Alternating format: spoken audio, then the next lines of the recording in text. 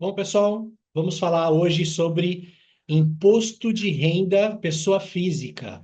Lei que saiu agora, final de novembro, começo de dezembro, e que trata sobre importantes mudanças na pessoa física, e que vai ter início a partir de janeiro de 2026. Então, vou aqui fazer um compartilhamento da minha tela para que possamos dar início à apresentação.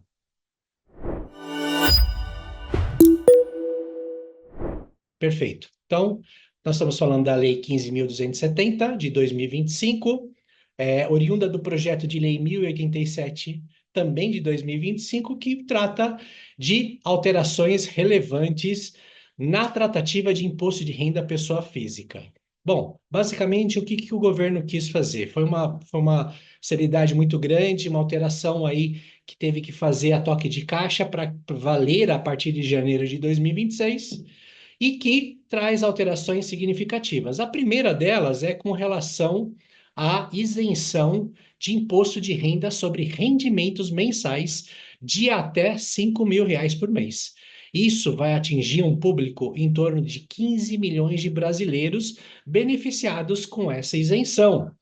E também, a partir de 5.001 centavos até R$ 7.350, vai ter um desconto do imposto de renda de forma proporcional. Existe uma fórmula a ser aplicada sobre esse montante e que também vai trazer uma redução significativa desse imposto. E é lógico, o governo não pode dar sem receber algo. E a contrapartida dela é exatamente a tributação que todo mundo está ouvindo dizer, que é a taxação sobre as altas rendas. Ou seja, pessoas que receberem acima de R$ 50.000 por mês vai ter tributação de imposto de renda na natureza de lucro distribuído, o que até 31 de dezembro deste ano é isenta, há muitos anos, desde 1996, que era isenta, vai mudar esse cenário. E agora vai começar a ter essa tributação. É a balança que o governo está fazendo para tirar de um lado e colocar do outro. Vamos explicar um pouquinho isso, como funciona. Então, na prática, eu estou colocando aqui para vocês um exercício de uma pessoa aplicando um rendimento de R$ 5.000. Quem tem empresa, muitas pessoas fazem aquele tradicional prolabore de um salário mínimo. Mas agora você pode chegar até esse montante de R$ 5.000 que não vai ter a incidência de imposto de renda. Se vocês verem aqui do lado a tabela progressiva atual do imposto de renda, um rendimento desse de R$ 5.000, você já estaria na alíquota máxima de 27,5%. E é esse o benefício que o governo está dando. Você, com rendimentos até esse montante, não vai ter tributação de imposto de renda, somente de INSS, que é o exemplo que eu estou falando aqui de um prolabore. Mostrando um prolabore de R$ 5.000, você só vai pagar INSS e também tem o seu teto, isso não mudou, tá bom? Então, fazendo esse mesmo exercício, já num escalonamento um pouco maior, um rendimento de R$ 7.000, aí já vai começar a ter incidência de imposto, porém com um desconto, conforme eu falei anteriormente. Esse tipo de aplicação, aplicando o desconto simplificado, você chega numa base tributável de 6.392,80. Essa base, você verificando a tabela progressiva, que não vai alterar, ela atende uma tabela, atende uma alíquota de 27,5%. 27,5% menos a dedução da tabela, chegamos a um montante de 849. E aí entra a mudança da lei. Ela, como eu falei, ela tem um desconto que vai de 5.001 até 7.350. Fazendo esse cálculo de desconto, chegamos a um montante de desconto de 46,60. E apurando, então, um DARF a pagar de 802,69. Então, as pessoas que fazem um trabalho de aposentadoria e que ela precisa aumentar o seu rendimento para aumentar só o seu fator previdenciário, pensando lá na frente, ela tem até R$ 5.000, ela tem isenção de imposto de renda, então ela não tem dois impostos para serem pagos. Acima desse montante, até 7.350 um desconto, e acima de 7.350 não tem desconto, aí aplica a tabela progressiva. Então, é uma observação importante. A tabela progressiva não mudou. O que mudou foi somente essas duas faixas, que haverá uma isenção na primeira e um desconto nessa segunda faixa. Outro ponto que mudou, que eu já falei um pouquinho, que é a respeito do lucro distribuído, as retiradas de dividendos dos sócios. O que que o governo fez? Rendimentos até R$ 50.000 mês ou R$ 600.000 ano, não tem retenção de 10% de imposto de renda na fonte. Ou seja, é um imposto que você vai pagar mensalmente, mas você vai levá-lo lá no ajuste anual do imposto de renda para verificar o quanto você pagou versus a sua receita e ver se tem algum montante ainda a recolher ou restituir. Então, esse é o ponto que tem que ser observado e é a maior mudança dessa lei com relação ao imposto de renda da pessoa física. O que que muda também, que é importante? Quando você faz a retenção do imposto de renda dos dividendos retirados ao longo do mês, quando vocês levarem essa informação para o imposto de renda, a declaração de imposto de renda anual, você tem que observar uma tabela, porque a partir deste momento o governo vai querer taxar um percentual fixo sobre a sua renda global.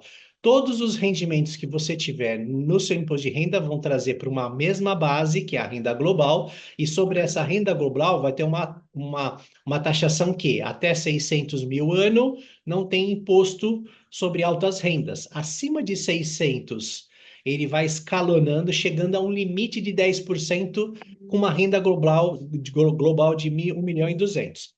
Acima de 1.200.000 não vai ter aumento de taxa, mantém-se os 10%. Então, pode ter uma renda global de 2 milhões, 3 milhões, 10 milhões, vai se manter os 10%.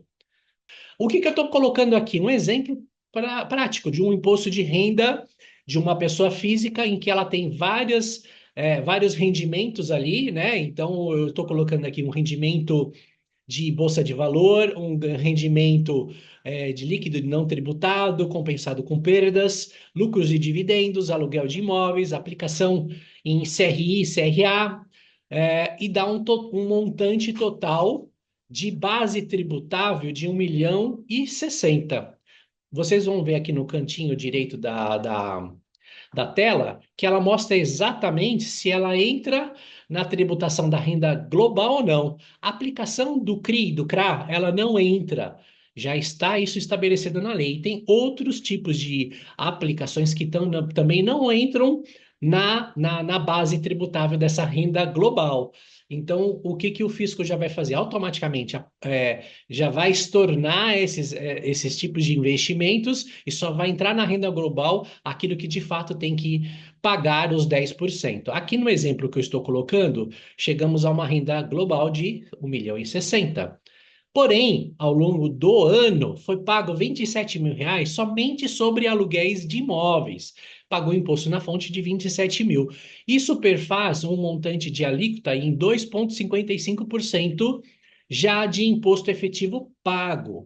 Vocês observam que eu fui até o limite dos lucros e dividendos, 600 mil, de forma proposital, para vocês verem que não tem imposto, porque não houve o atingimento dos mais de R$ 50.000 mês que seja necessário a retenção na fonte. Então, ele chegou na declaração anual, não necessitando dessa antecipação. Só que agora traz tudo para um bolo só e faz uma conta só. E é esse exercício que eu estou mostrando para vocês. Então, chegamos numa antecipação de 27.000, fazendo o cálculo, que a própria lei já mostra para você que você tem que pegar os rendimentos, dividir por 60.000 e diminuir 10, você vai chegar no percentual da alíquota efetiva a ser recolhida. Nesse exercício, nós estamos falando aqui que temos 1 milhão de renda global e isso vai chegar um montante a ser pago de 7,67%. Porém, lembra, nós já pagamos 2,55%. Então, a sua alíquota efetiva, o complemento de imposto que vai ser pago no ajuste anual, será de 5,12%. Isso, em moeda nacional, é um montante de 54.212, que ele pode pagar em até 8 parcelas, igual ao parcelamento da Receita Federal nas declarações convencionais de imposto de renda, tá bom? Essa é uma importante alteração e que todos precisam observar que, pontualmente, ao longo do mês, tem a retenção sobre dividendos e no ano tem a renda global e uma taxação mínima que o governo está aí pondo para aplicar sobre as pessoas que recebem rendimentos superiores a R$ 600 mil, limitado a 10% ao ano. Bom, outro ponto importante que a gente tem que observar. Na legislação, as empresas têm uma carga máxima que precisa de recolhimento de 34%. Aqui é um exercício que provavelmente a Receita vai também fazer de forma automática para verificar se essas pessoas, a soma da pessoa física com esse ajuste da renda global, eu expliquei anteriormente, e o quanto ela já pagou de imposto na empresa, se na soma desses dois elementos ultrapassa 34%. Aqui no exercício que eu estou fazendo, exatamente eu fiz isso de forma proposital, mostrando que a empresa, ao longo do seu ano, pagou um imposto de 3 mil e teve um lucro de 10 mil, ou seja, então ela teve uma carga de 30%. Ainda não atingiu os 34%, que é o limite do imposto de renda e a contribuição social. Pois bem, porém, na pessoa física, lá naquele exercício de quanto ela já pagou de imposto na renda global, ela pagou 5%. Então, somando esses dois percentuais, ultrapassa 34%. Então, ela tem um ponto percentual a mais de recolhimento. O que vai acontecer nesse caso? Esse 1% apurado, ele vai deixar de pagar esse ajuste anual de 5%, vai para 4%. Então, na própria declaração de imposto de renda à pessoa física, já vai ter essa diminuição de um ponto percentual, porque você já pagou 30% na jurídica e não pode ultrapassar 34%. Aqui já acende um farol, um sinal muito importante que a gente, contador, já sabe como funciona. Muito provavelmente a declaração da ECF, a DEFIS já é em março, mas a ECF, ela hoje, ela é posterior a maio. Porém, muito provavelmente, essa declaração vai ser antecipada para justamente o fisco já fazer esse cálculo do percentual já recolhido, para ele poder fazer a diminuição ou não no seu ajuste da declaração pessoa física, tá bom? Então, esse é um exercício também que vai acontecer daqui para frente.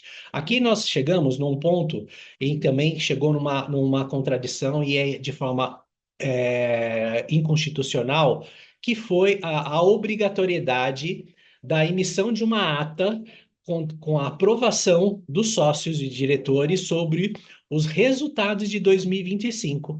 Essa lei 15.270 estabelece que você precisa fazer uma ata aprovando os lucros que ainda vão virar para o ano de 2026 e ainda vão ser distribuídos, aprovar porque os lucros até esse período, 31 de dezembro de 25, sendo distribuídos até 31 de dezembro de 2028, não vão sofrer taxação de 10%. Então, agora começou uma loucura de fazer os registros de atas, mesmo que os balanços ainda não estão encerrados, para poder atender essa lei. E aí, de fato, ela entra numa contradição. Por quê? O próprio Conselho Federal, quando foi sancionada essa lei, já estava sendo feito questionamentos a respeito, porém ela seguiu o trâmite de aprovação pelo presidente.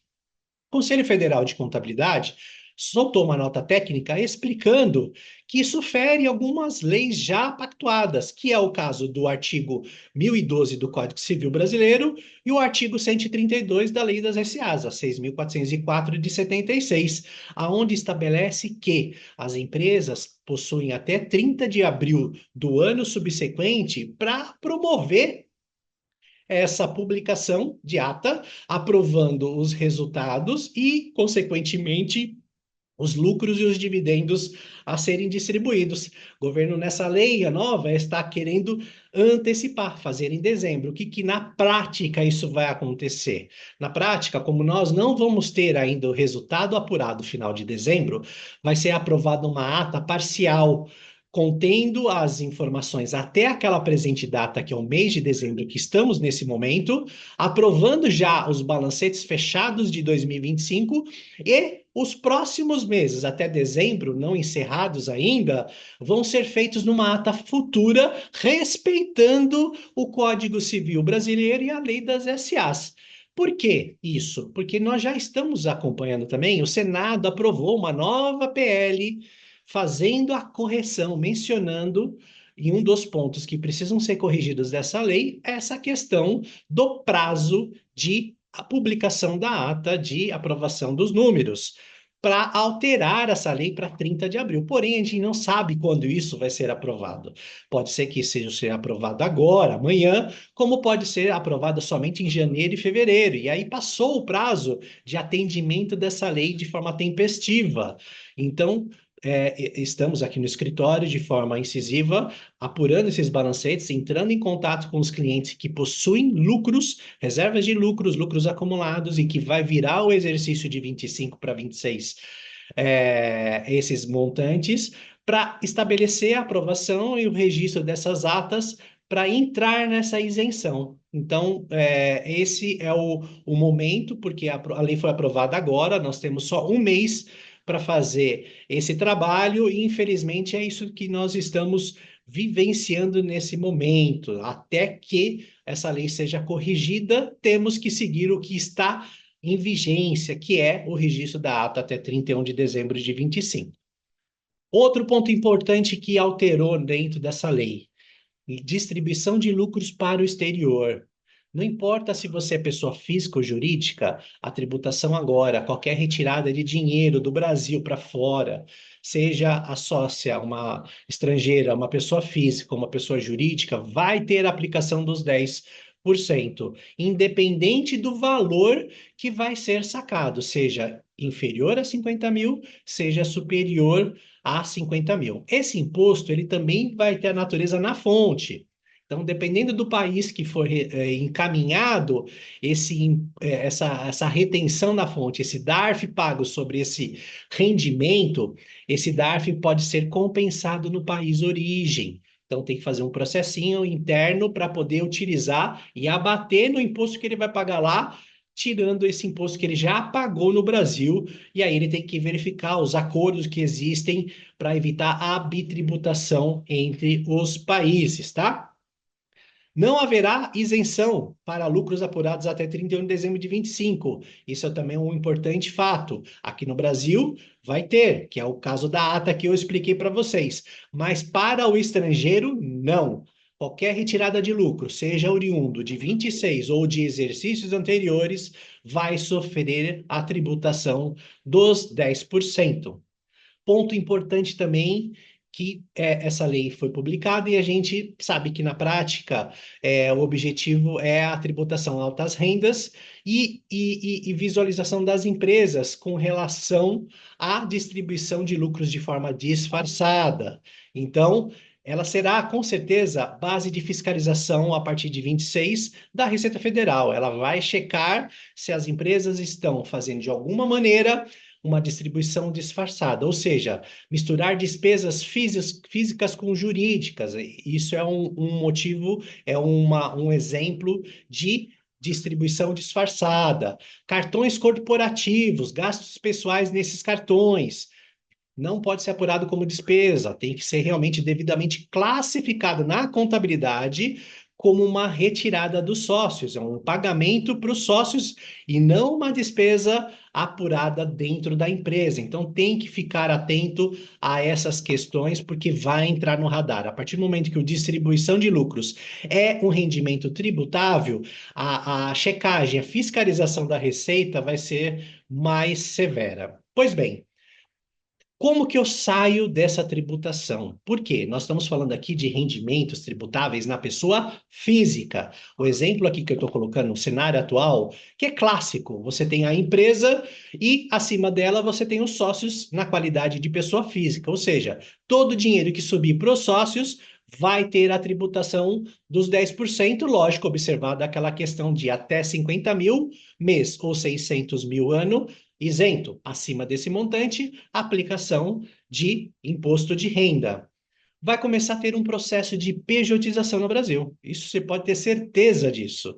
O que, que vai acontecer? Vai ter que mudar um pouquinho o cenário e a organização dessa sociedade como um todo, né? Checar exatamente o quanto é necessário subir o dinheiro para os sócios ou subir o dinheiro para uma empresa para controlar esse patrimônio, esse dinheiro. Então, aquela ideia, aquele projeto que você já tinha, que você falava, vai jogar futuro, ó, vou abrir uma holding de participações, vou abrir uma holding patrimonial para me jogar meus bens lá, já fazer um processo sucessório da minha família. Essa alteração da lei, ela só vai acelerar esse processo. Por quê? Qualquer retirada de lucros em que a sócia é uma pessoa jurídica, ela não tem tributação de imposto de renda. Ou seja, essa questão ainda é mantida, não tem taxação dos 10%. Por quê? Esse dinheiro ainda não chegou na pessoa física. Ele vai chegar em algum momento. E pode ser até um valor menor do que aquilo na operação direta entre empresa operacional e o sócio. Mas aqui já começa a ter um estudo um pouco maior, não é só tributário. Ele já é um estudo societário e ele já é um estudo da pessoa física como um todo. Por quê? É a primeira pergunta que eu vou fazer para os meus clientes, os sócios dessas empresas. Você saca para sobreviver ou você saca para você investir? Ou os dois? Qual que é o percentual disso? O que, que vai acontecer na prática? Você vai ter a empresa de participações, em que ela vai receber todo esse dinheiro, e essa empresa que vai administrar para você o dinheiro. Pois bem, eu pego esse dinheiro e uma parte dele eu faço investimentos imobiliários, aplicações financeiras na pessoa física. Isso vai muito provavelmente deixar de existir. Por quê? Se você vai pagar já na saída, na entrada, 10% de retirada de lucros, então você já vai ficar com menos de 100%, já vai ter, no mínimo, já 100% menos 10% já de imposto de cara para começar a fazer seus investimentos, por que não mandar esse dinheiro então para uma empresa e essa empresa administra o dinheiro para você? Aqui o exemplo que eu estou fazendo, um exemplo bem básico, só para vocês entenderem a forma que vai ser conduzida daqui para frente. Essa empresa holding, ela vai ter também um investimento, ela vai ser sócia de uma holding patrimonial. E essa holding patrimonial vai fazer aquisições de imóveis, vai fazer investimentos financeiros, vai comprar os veículos, que é da família. Só que a família não está sendo sócia diretamente dessas empresas. Então, toda a transação da retirada de lucros e os investimentos não tem taxação nenhuma, não tem tributação nenhuma. Aonde vai ter tributação? Só quando os sócios, pessoa física, precisar de dinheiro para sobreviver. Lembra que não pode ter distribuição disfarçada? As despesas da pessoa física não podem misturar com a pessoa jurídica? Pois bem, então eu tenho que transformar isso como uma retirada para os sócios para eles gastarem somente o que precisam para sobrevivência, porque o investimento ficou na empresa.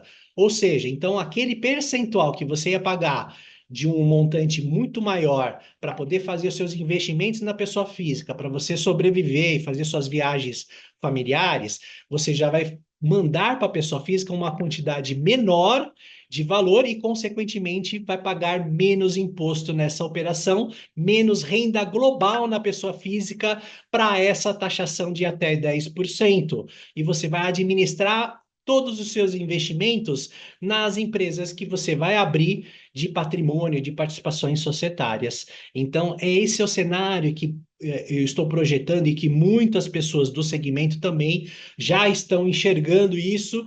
O Brasil vai começar a ficar pejotizado. A tendência é essa, e as empresas vão começar a administrar o patrimônio que até então estava na pessoa física, vai trazer para a pessoa jurídica. E isso vai acelerar também a questão do processo sucessório das pessoas físicas, onde você já vai jogar todo o seu investimento, todo o seu patrimônio numa empresa e trazer os herdeiros de fato para essa holding de participações. E ali já faz o processo de sucessão, que aí você, cada um tem a sua forma de condução, perfeito? Então aqui eu fiz um cenário bem simples, um cenário atual, um projetado para vocês terem uma noção de alguma das possibilidades que existem para você evitar ou pelo menos reduzir a sua taxação quanto a essa nova tributação de imposto de renda na pessoa física sobre dividendos. Bom, o que eu quero explicar aqui para vocês também é o que a Prone, ela está aqui com um objetivo lógico de poder sempre assessorá-los, seja através desses vídeos, os e-mails que a gente encaminha para vocês com as orientações. Mas caso vocês queiram que façamos um trabalho mais específico para a sua empresa, eu já me coloco à disposição, onde a gente pode fazer um estudo específico para o seu negócio, específico para a sua pessoa física, para a sua família como um todo, para a gente analisar os impactos, verificar essa carga tributária e evitar o máximo possível de tributação. Então, a gente vai fazer o estudo, a gente pode fazer essa análise histórica de retiradas, analisar a declaração de imposto de renda dos sócios e da família como um todo, prover o registro da ata de reunião que tem que ser feita até 31 de dezembro de 25, conforme eu expliquei aqui para você, simular cenários futuros para ter tomada de decisão, tanto da pessoa jurídica como da pessoa física. Então, as pessoas interessadas, é só entrar em contato conosco que a gente vai dar todo o respaldo necessário nesse momento que você, empresário, investidor, precisa, tá bom? Me coloco à disposição, agradeço imensamente vocês terem participado desta live. Muito obrigado.